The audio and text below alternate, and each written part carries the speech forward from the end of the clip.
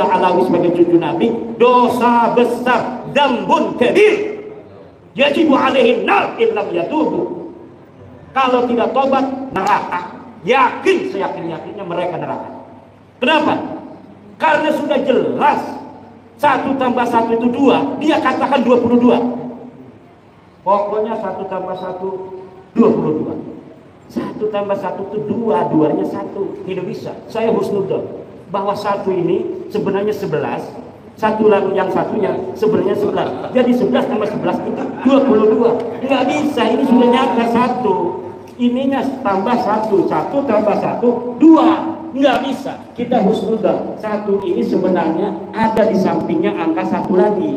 Jadi 1 itu 11. Tambah 11 sama dengan 22.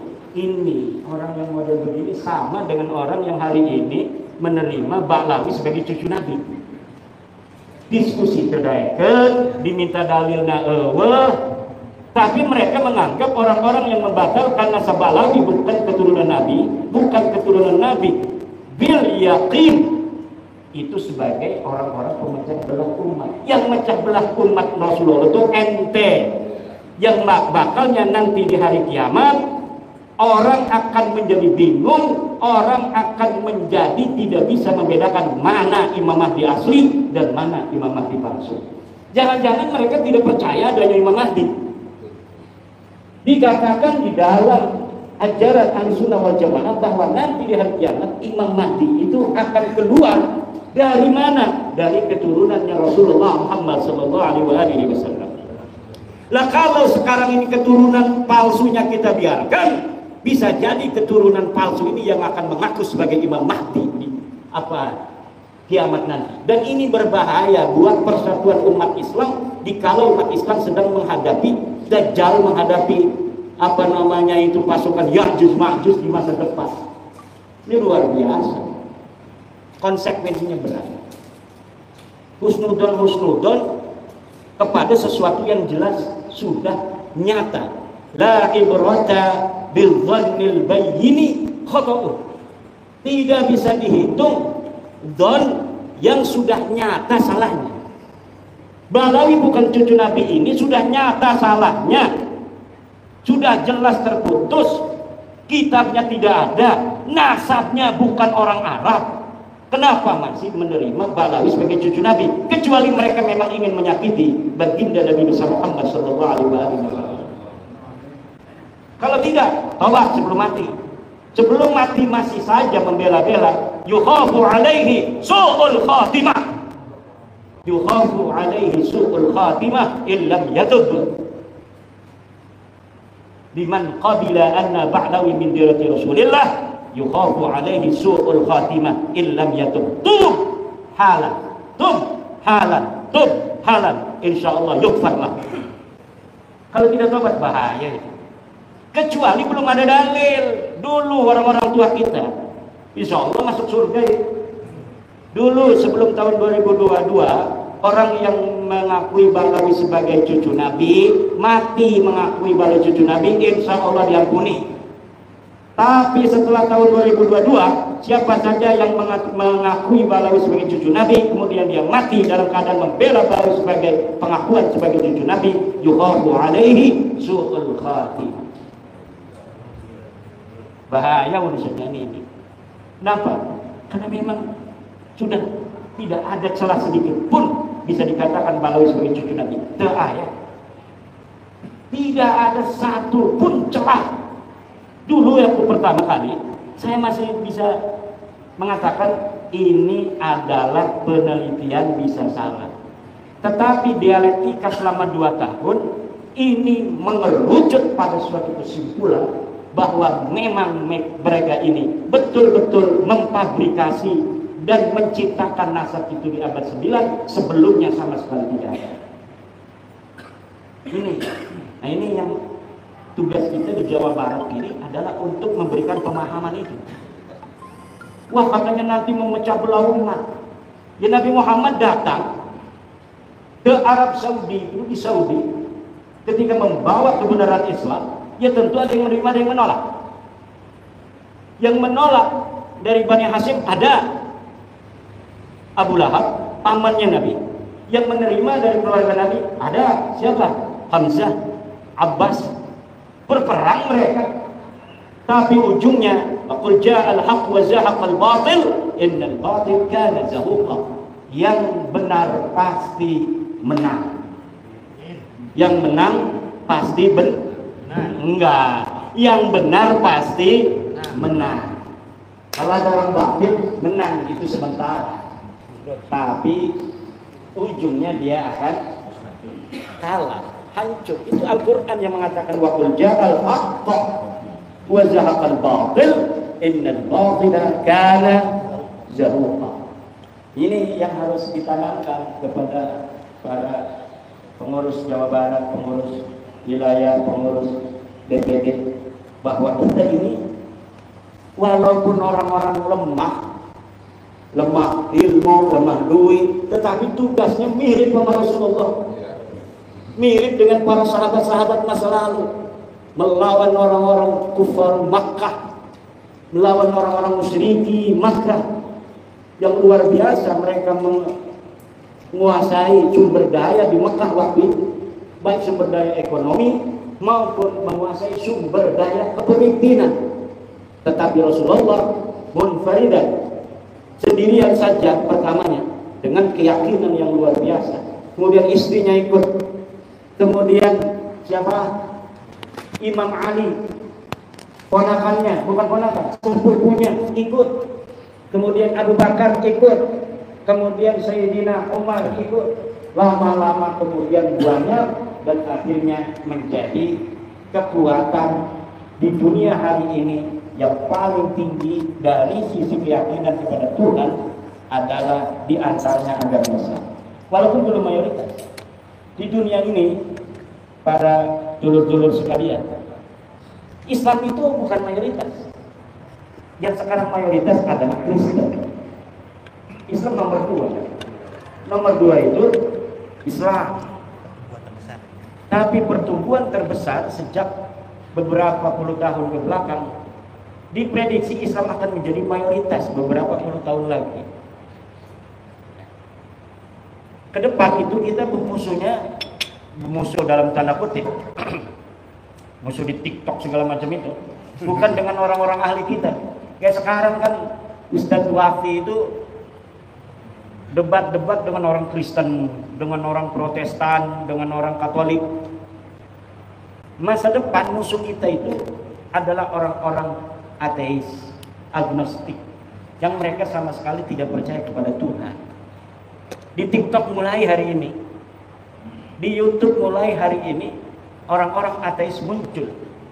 Mereka pertama ingin mendapatkan kesamaan hak di negara Indonesia, bahwa walaupun negara kita ini berdasar Pancasila, dengan sila pertamanya ketuhanan yang Maha Esa, tetapi orang-orang ateis ingin diberikan hak juga. Nah, ini ke depan musuh kita ini adalah orang-orang ateis.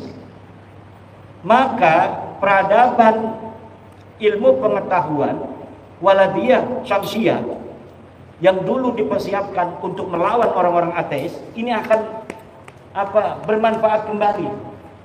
Ini harus diasah. Untuk apa? Untuk melawan filsafat orang-orang ateis yang mempertanyakan Tuhan itu ada atau tidak. Tuhan itu ilmiah apa tidak? Apakah bisa Tuhan diilmiahkan? Nah, ini nanti yang akan terjadi dengan anak-anak kita ke depan. Mereka mempertanyakan kembali tentang zat Allah, seperti peristiwa 250 Hijriah ketika Abu Hasan Asy'ari, Abu Mansur Al-Maturidi melawan orang-orang ateis, Mu'tazilah melawan orang-orang ateis. Ini yang akan kita hadapi. Nah, sebelum kita menghadapi orang-orang seperti itu, maka kita juga harus memperkuat ilmu pengetahuan anak-anak kita. Bagaimana kita berbicara filsafat, bicara dengan metodologi waladiyah syamsiyah, dengan metodologi al-mungkit minad dhalal. Kalau tentang metodologi ilmiah saja santri-santri kita tidak ngerti. Kalau sudah ada dalil tentang batalnya Ba'lawi, maka Ba'lawi tidak bisa lagi untuk diterima. Tapi kenapa santri-santri kita masih ada yang menerima? Karena tradisi ilmiah ini belum biasa dikonsumsi dengan konstruktif dan kritis oleh santri-santri kita. Ini maka akan bisa untuk diprediksi pertandingan dengan orang ateis ke depan, santri kita akan kelabakan. Kenapa? Karena dengan teori filsafat ilmu yang sederhana saja, mereka tidak bisa untuk mengambil kesimpulan kebenaran. Kalau sebuah tesis, bumi itu datar, kemudian diketemukan tesis berikutnya yang mengatakan bumi itu bulat, maka dengan berbagai macam dalil-dalil yang kuat, tesis bahwa bumi itu datar itu hancur lebur dan tidak bisa diterima kembali. Sekarang kita sudah bisa untuk melihat bumi dari atas. Ternyata betul bahwa bumi ini bulat. Perdebatan masa lalu di tahun 1500-an Masehi, apakah bumi itu bulat, apakah bumi itu datar, hari ini terkonfirmasi bahwa memang bumi ini bulat. Maka sebuah tesis yang telah terbantahkan itu sudah tidak bisa lagi dihusnudoni. Bagaimana kita husnudon aja sih Abah? Katanya bumi ini datar, buktinya kita tidak melayang-melayang, tidak jatuh, ini ada di bumi. Tidak bisa bos. Karena apa? Karena kesimpulan ilmiah bahwa bumi ini bulat sudah zahirun bayyinun la yuraddu, yang tidak bisa ditolak lagi. Sama bumi bulat itu dengan kesimpulan Balawi bukan cucu Nabi, yang tidak mungkin bisa dibantah lagi. Yang masih nerima akan terbantah sendiri oleh dirinya sendiri, hanya nunggu waktu. Nunggu kecewa aja sedikit ditempeleng sama Balawi, dia akan sadar. Atau dia motornya dipinjem nggak dikembaliin lagi, langsung itu saya ikut Kiai Maduddin. Tinggal begitu aja. Hanya butuh sedikit kecewa untuk Muhyiddin, insya Allah akan sadar. Hanya butuh sedikit kecewa saja. Dalil tidak ada. Innaka la tahdi man ahbabta walakinnallaha yahdi man yasha. Nabi Muhammad kurang apa? Beliau adalah orang yang sangat dikasih Allah, Habibullah. Habib asli itu Rasulullah itu. Tapi tidak semua manusia di dunia mengikuti Rasulullah. Apalagi model Imaduddin Utsman yang katanya kecilnya aja tahu, katanya sama Imad itu. Iya kecilnya tahu, saya kecil dulu sih. Kalau saya langsung besar nggak bakal ada orang yang tahu saya kecilnya gimana. Orang saya kecil dulu, manusia betul-betul terlihat oleh sekampung saya. Al-kreseku ya'lamuni, al-kreseku ya'rifuni, watangrangu ya'lafuni. Gak bisa saya itu menutupi diri saya dari orang Kresek, dari orang Tangerang, karena seluruh orang Kresek Tangerang tahu saya. Nah, ini masalahnya. Ini kita harus banyak tantangan ini Abah Satu ini. Tapi bisa nggak Kiai dikaitkan dengan ayat tadi? Wa mayyat tabi'u apa namanya? Aksaruhum illa dhanna, inna dhanna la yugni minal haqqi syai'a. Dan itu kan Allah berkata tidak boleh kita itu kebanyakan manusia itu hanya hidup dari don. Sementara don itu kata Allah tidak berbeda, la yugni minal haqqi syai'a. Berkata selanjutnya wallahu alimun di situ. Berarti harusnya pakai ilmiah kan seharusnya. Ya itu kan perintah Allah sudah jelas. Jelas kan itu. Allah sudah jelas memerintahkan bahwa seluruh manusia itu tidak boleh mengikuti sesuatu yang dia tidak tahu. Itu berarti dibutuhkan ilmu. Iya. Innallaha alim. Di dalam Quran tadi yang disebutkan apa itu iyattabi'una illa dhanna wa in hum illa yahrusun. Mereka hanya ngira-ngira saja. Itu. Sedangkan kebenaran itu bukanlah ngira-ngira. Dia butuh bukti dan butuh dalil. Dalilnya ada atau tidak ada. Kalau dalilnya sama sekali tidak ada, misal memang di abad keempat ketika Ahmad bin Isa itu hidup, sama sekali nggak ada kitab yang ditulis, sama sekali nggak ada yang ngomong Ahmad bin Isa. Abad kelima nggak ada yang ngomong Ahmad bin Isa punya anak berapa, abad ke-6, abad ke-7, 8 tidak ada. Baru tuh, itu masih 50-50 tuh kalau ada orang ngaku-ngaku di abad ke-9. Tapi ini mah di abad 3-nya ditulis Ahmad bin Isa itu. Anaknya ditulis, di abad keempat anaknya ditulis, Ahmad bin Isa-nya ditulis, abad kelima Ahmad bin Isa ditulis, anaknya ditulis. abad ke-6, ke-7, ke-8 semuanya ditulis. Tidak ada ubed di sana. Di abad 9 baru ada ubed, katanya anak Ahmad bin Isa, udah jelas itu bohongnya. Tapi kunaon masih aya nu percaya. Husnudon teh. Iya, husnudon. Iya, la ibrata bil dhannil bayyin khata'uhu. Tidak boleh dzan itu digunakan lagi apabila jelasnya salahnya sudah jelas. Ini salahnya sudah jelas. Kita misalnya nyangka Abah Setu itu tadinya asli Bekasi. Namanya dzan ya boleh aja orang tinggalnya di Bekasi. Abah Setu Bekasi. Asli abdi mah. Karena abdi teu nyaho. Pas ngobrol jeung Abah Setu tah di kelompok abdi. Aslina cenah ti Sukabumi. Atuh teu meunang deui abdi ngomong ka jelema bahwa Abah Setu ieu aslina Sukabumi, aslina Bekasi. Teu meunang deui kumatak naon teu meunang. Kumatak abdi geus nyaho elmuna langsung ti Abah Setu. Teu bisa husnudon deui. Teu bisa husnudon deui. Lamun tadina abdi can nanyakeun langsung ka Abah Setu, kumatak Abah Setu ayana di Bekasi, abdi dzon bahwa Abah Setu ieu asli Bekasi. Teu naon-naon ngaranna dzon.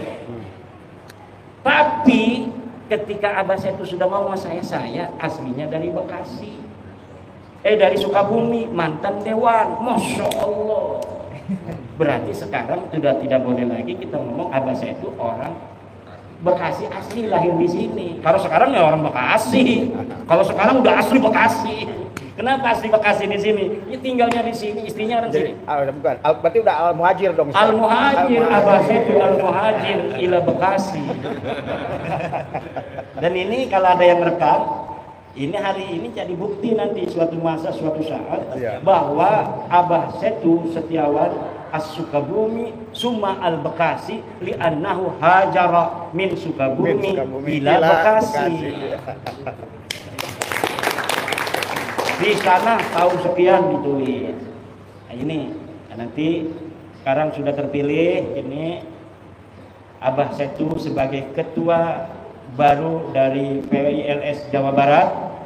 Saya berharap adanya keterpilihan dari Abah Setu ini akan membawa semangat baru bagi Jabar. Dan tolong ini yang baru 13 kabupaten supaya jadi minimal 20 kabupaten dalam waktu 6 bulan.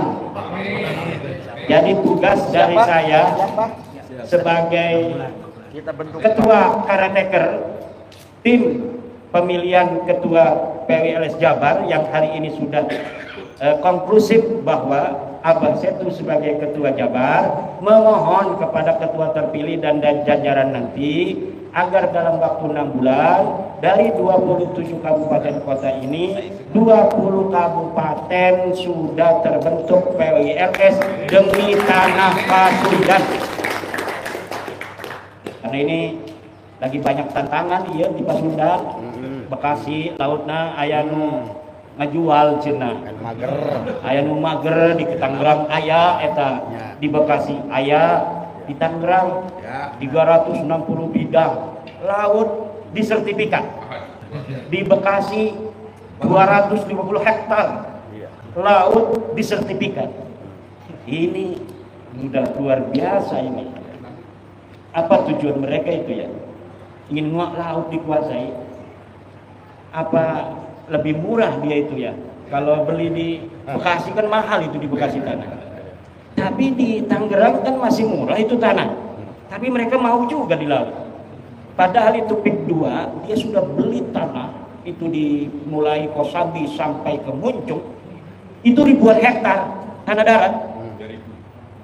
Tanah darat ribuan hektar, ada PSN nih 1.700 hektar mau diambil juga, kan lumayan dia tidak menyiapkan sarana sosial, sarana umum. Nanti sarana umumnya dari tanah PSN ini. Jadi dia ini aji mumpung, dia beli tanah ribuan hektar, tapi nanti dia tidak menyiapkan wisata untuk umat, untuk masyarakat dari tanah dia yang dia beli. Tapi dia fasilitas sosialnya, pasum dan pasosnya itu nanti dari PSN itu tanah rakyat, tanah asli dari masyarakat Tangerang itu. Nah ini pinter, makanya jadi pengusaha itu kudu pinter. Cuma sayang, ini dia sudah beli ribuan hektar di sawah itu di darat, PSN di tengah itu dikuasai, laut juga mau dikuasai. Dan ini yang hari ini kemudian memicu gejolak di Tangerang. Nah, kalau menteri-menteri yang sekarang sih mungkin dia tidak ikut, tapi menteri dulu ngegeber-geber gitu.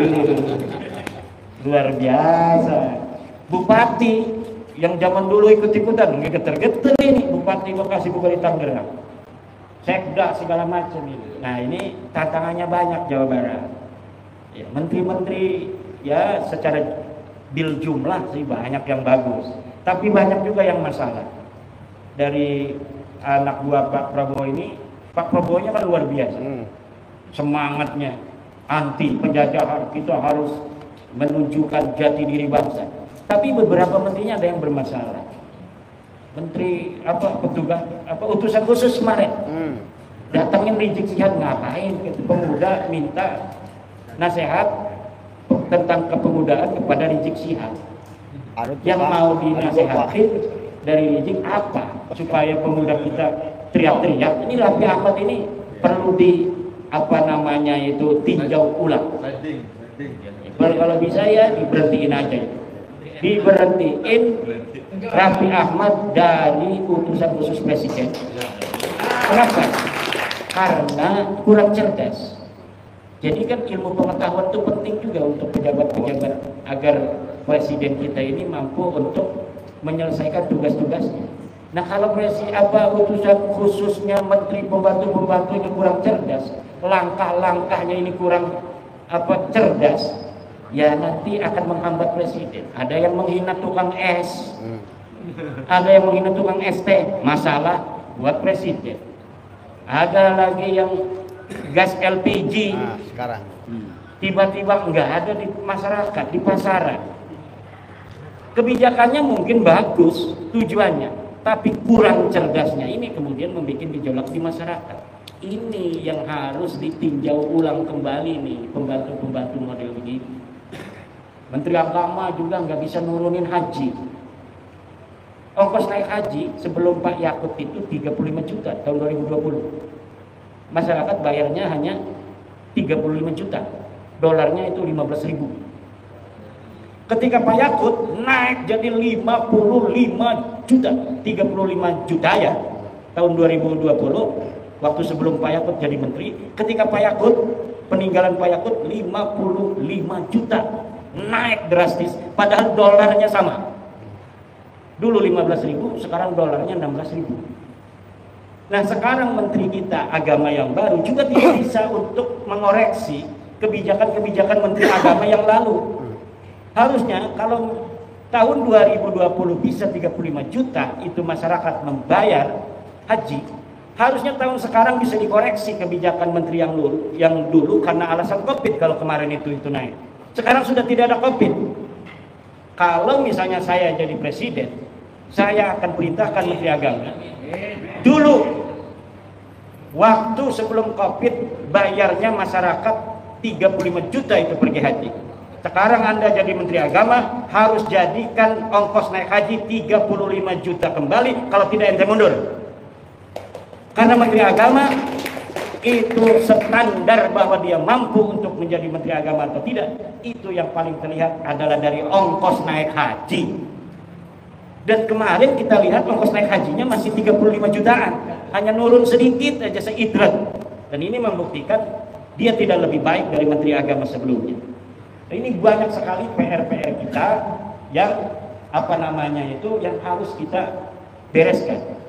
Kita bukan hanya memberesi tentang masalah nasab, tetapi juga kita akan membantu siapapun presidennya agar presiden kita kawal untuk mampu memberikan kemajuan, kesejahteraan kepada rakyat Indonesia.